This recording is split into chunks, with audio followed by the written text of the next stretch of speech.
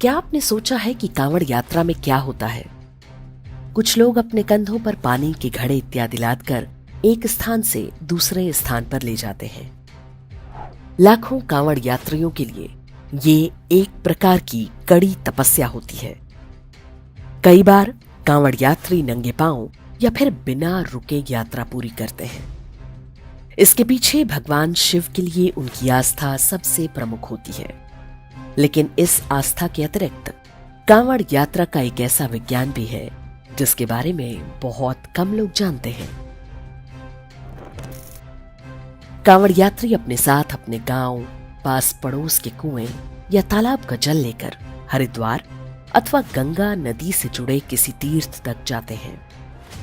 वहां पर वो इस जल से भगवान शिव का अभिषेक करते हैं और वापसी में गंगा का जल लेकर उसी मार्ग से अपने घर लौट आते हैं।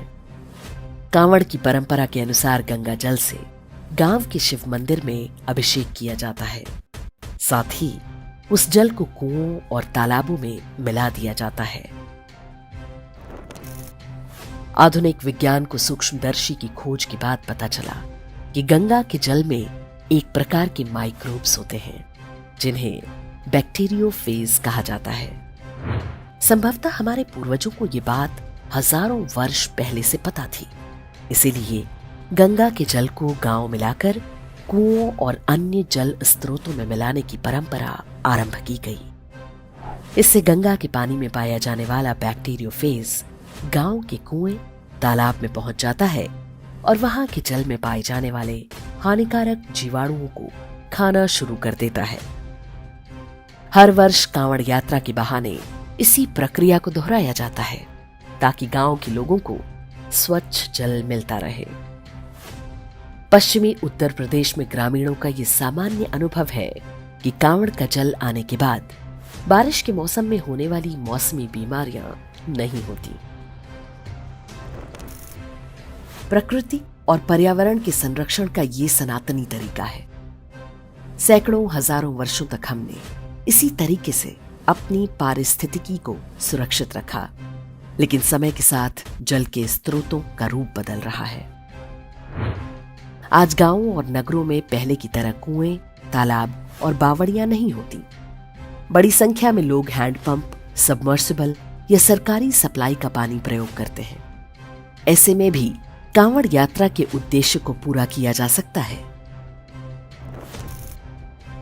संभव हो तो कांवड़ यात्रा के गंगाजल को कुएं, तालाब इत्यादि में अवश्य मिलाएं, भले ही वहां का पानी प्रदूषित हो। कुछ मात्रा में गंगाजल हैंडपंप और सबमर्सिबल पंप में भी डाला जाना चाहिए ताकि वो अंदर जाकर भूजल को शुद्ध करे।